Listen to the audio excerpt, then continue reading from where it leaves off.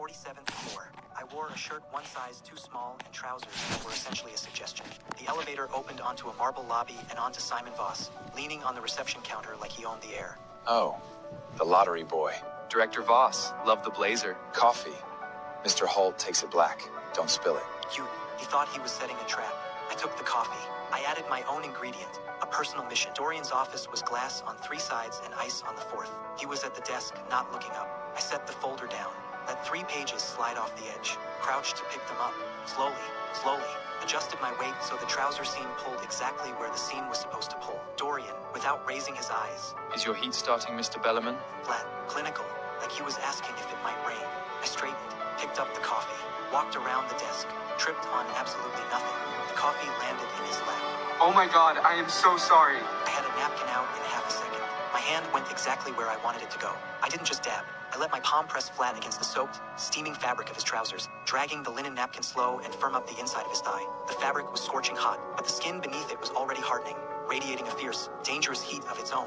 He was not unaffected. I let my knuckles deliberately brush against the heavy, rigid length straining beneath the wet wool, feeling the sudden, violent hitch in his breathing. Whatever he was telling his face, his body had not gotten the memo. I dabbed. I smiled, looking up at him through my lashes with pure malice and desire. His hand snapped around my wrist. The bones in my arm made a small, panicked noise. Director Voss, get in here. The door slid open, and Simon stepped in with a smug smile. Did you order Mr. Belmont to bring this coffee?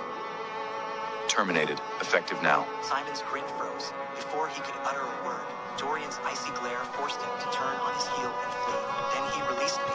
The room emptied in under a minute. Just the 2 of us. His suit was ruined. His eyes had gone darker than the coffee. Luca Bellamy. Touch me again and I guarantee you will regret it. He meant it as a threat. My heat read it as a promise. I licked coffee off my thumb and held his gaze. Noted, sir.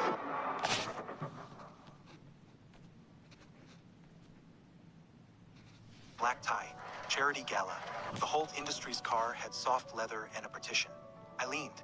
Dorian shoved me upright without looking. Sit on your own side, Mr. Bellarmine. The seat is heated. I was sharing the warmth.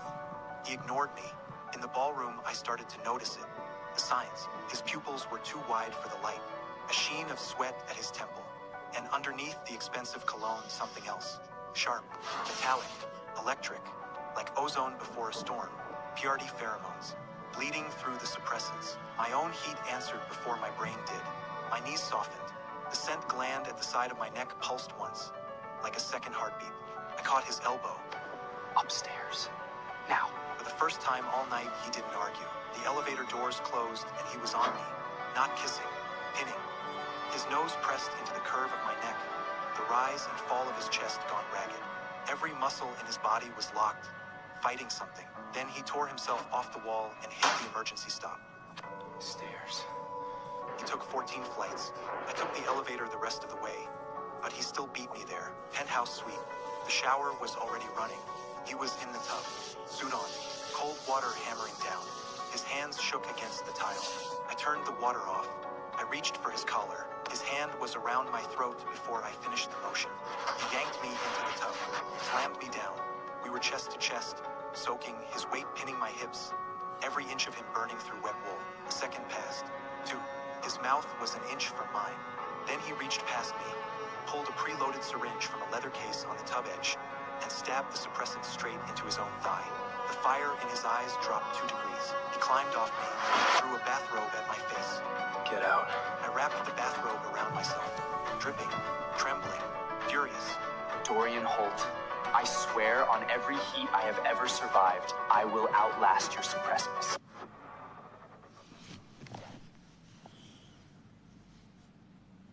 I'm petty. I admit it freely.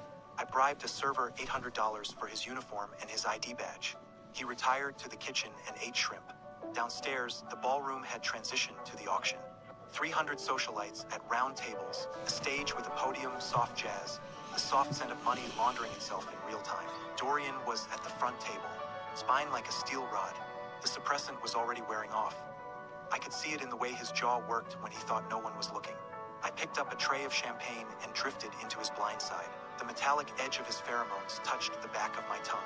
My heat answered with a slow, full-body pull. The lights dimmed for a presentation slide. A spotlight hit the stage. Every face in the room turned away from the tables. I moved. An ice cube, palmed from a champagne bucket, landed precisely on the inside of Dorian's thigh, just above the knee. Under my breath, just loud enough for him alone.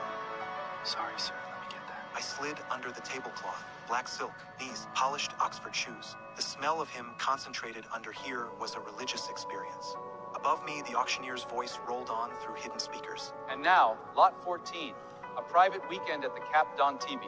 A hand, locking around the back of my neck. Iron grip, not pulling me out, holding me in place. I looked up.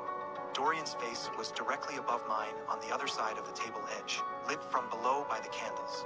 His expression was carved out of nothing. His eyes were screaming. I smiled at him. His grip tightened by a single millimeter. A warning, or an invitation. The line had stopped being a line about 3 minutes ago.